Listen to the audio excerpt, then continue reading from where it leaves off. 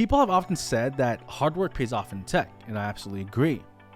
But one of my biggest regrets that I have to this day is that I've honestly worked too hard, and I'm gonna tell y'all exactly what I mean. But I first want to thank one of our sponsors for Chris Sean Talks. So we got a great opportunity for anyone interested in trying to make their first step into code right now. Go IT Global is offering a free coding demo course starting this Sunday, okay?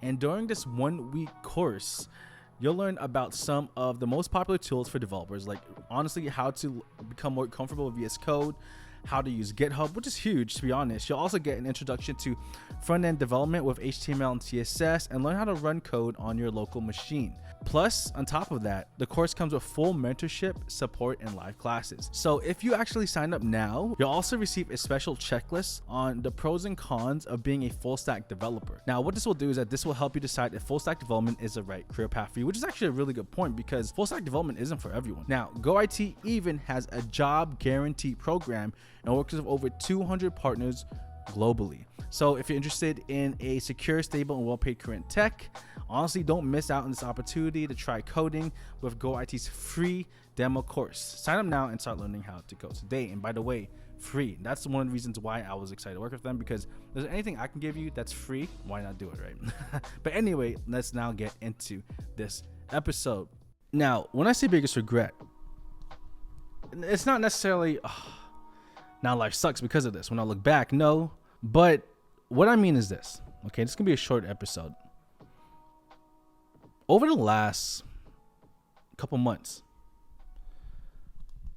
I've worked harder than I ever have, ever, for a company. When I was working at a previous startup, last year, I quit that job after 2 months because they were making me work 80 hours a week. Now, it's understandable when it happens if things are busy and etc. But that's what they expected me to do right off the bat, right? Overwork me. I come here. I love my job, by the way. I love my job, but I have a great work-life balance, etc. But what I'm noticing is that in tech, and what I've seen with a lot of people and just past jobs, is that let's say you work 80 hours a week for 3, 4, 5 months because it's just needed. It's necessary. It's a startup, right? It's expected sometimes. And then after you ship something super successful, because you put in this much effort in production over those last 5 months, working a lot, not having a healthy lifestyle, they kind of expect you to do it again. Or on top of that, if not that, also this. No one cares. I mean, that's business, right? I have my own business as well, right? I want people to provide value, and the moment they stop providing value, I have to let them go because I'm just draining my money.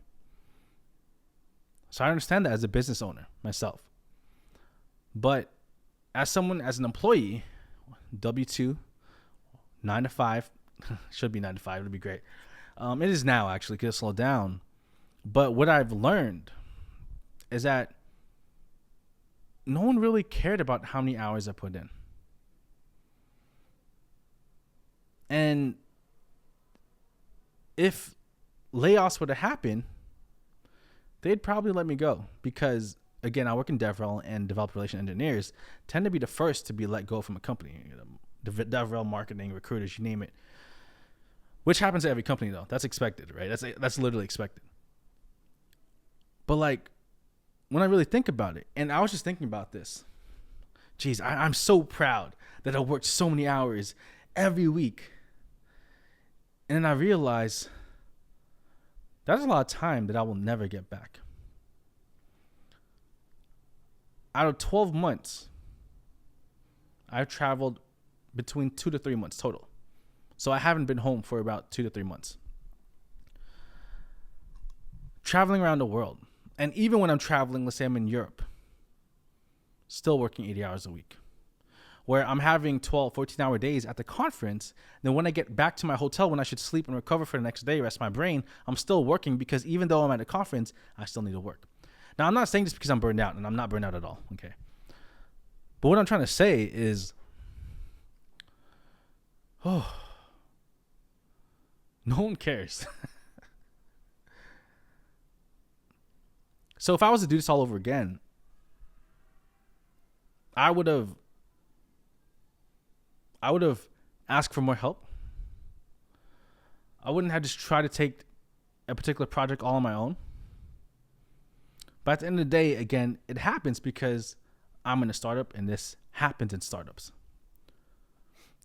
So what I'm trying to say in this message to y'all who are watching and listening right now is that, yes, work your ass off when you get in tech. You have to, because it's competitive, and that's why we get paid so well.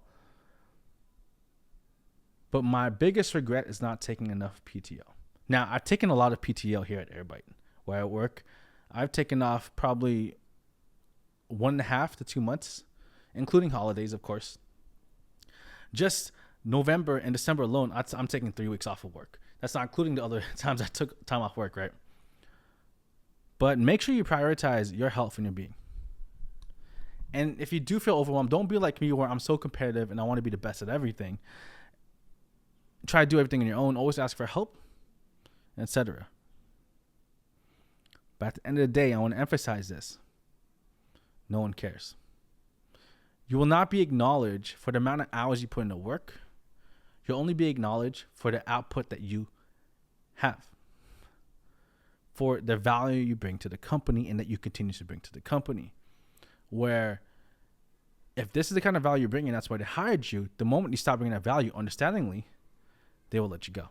And so for me, as someone who works 9 to 5, but also has a side hustle that pays even more than tech, and I want it to pay even more, I personally have come to the realization how, wow, it really is a hamster wheel, right? And I'm not burnt out at all, but it's just, I'm so passionate about what I do. I love my job. I love helping people, and I want to help this company grow. The more I help this company grow, whenever we IPO, if we IPO, multimillionaire like that, right? So I personally have a side business, as y'all know, and I'm trying to grow it exponentially more quickly for the next couple months. Why? Layoffs are happening all over tech right now. Over the last year, I made a video, I think, what was it, August, September or something, maybe July.